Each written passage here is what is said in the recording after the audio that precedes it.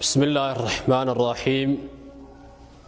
الحمد لله رب العالمين، وصلى الله وسلم وبارك على نبينا محمد وعلى آله وأصحابه وسلم تسليما كثيرا مزيدا إلى يوم الدين.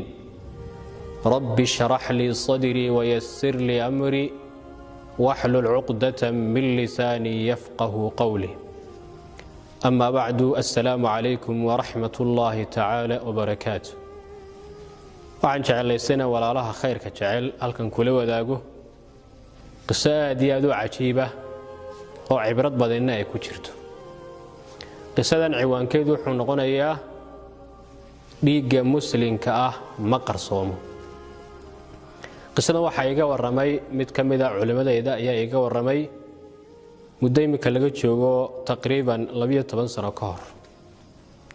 qisadu waxa ay ku saabsan tahay laba nin oo safar ku kulmay.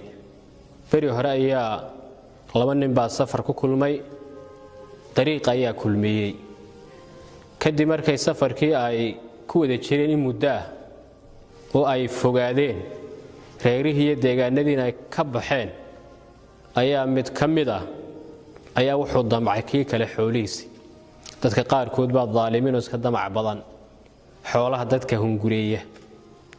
dabeetana markuu damcay wuxuu rabay inuu markaa ninka kale u hanjabo oo dabeetana xoolihiisii kala wareego. kii kalena waa uu diiday.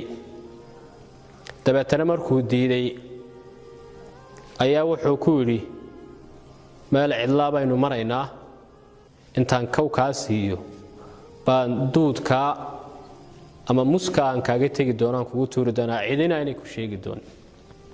ninkii baa yidhi, haddaad idisho walaal, haddaad idisho dembi kaamaan gelin, isma naqaano, dariiqaasayna kulmiyey, waynu wada soconnay. haddii aad idisho wuxuunbaa i sheegi doona, dhiiggaygaasi kuu bi'i maayo. dabeetana almuhim ninkii daalimka ahaa kii miskiinka abuu dilay, meel musa ayuu ku dhex tuuray, waa isaga tegey, xoolina isagaa ka haystay. dabeetana ninkii cidima sheeginoo muddo badan ayaa ka soo wareegtay.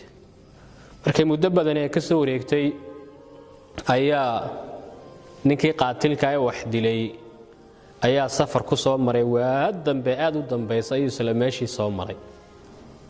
markuu meeshuu ninka ku dilay uu gaadhay ayuu muskii galay ku leexday. markaasuu arkay ninkii oo dee lafa yaryar ee ka hadheen,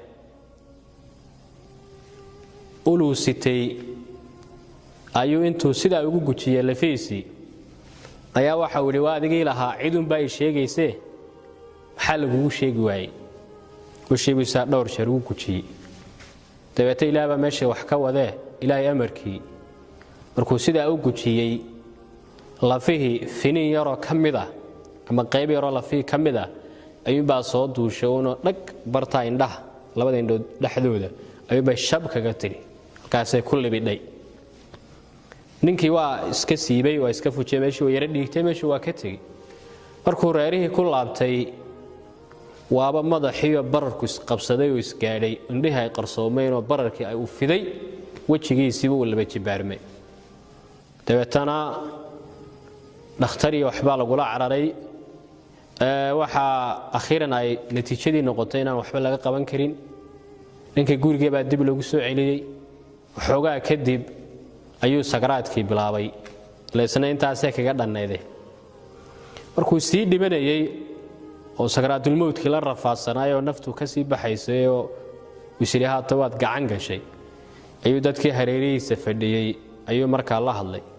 markuu yaqiinay inuu day kolley tegaya uu dhimanay, nin weyn wadkiisa u yaqaana.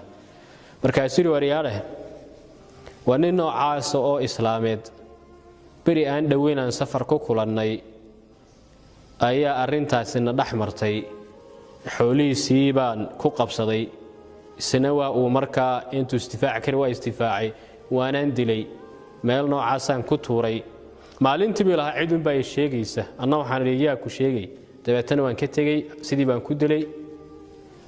iminka safarkaygan aan ka imi ayaa meeshii maray, meeshii baan ku leexday.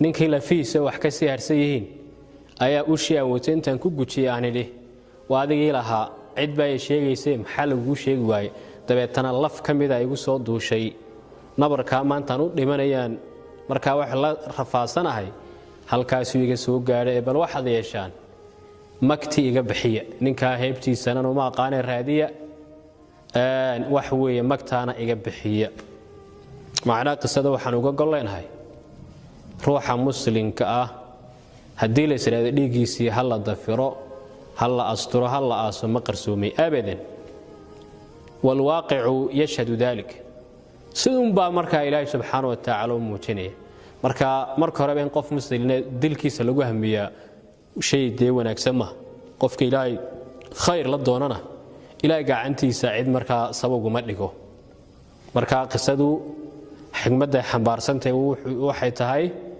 dhiigga muslimka ahi ma qarsoomo hada wabillahi at-tawfiiq was-sadaad subhanaka allahumma bihamdik ashhadu an la ilaha illa ant astaghfiruka wa atubu ilayk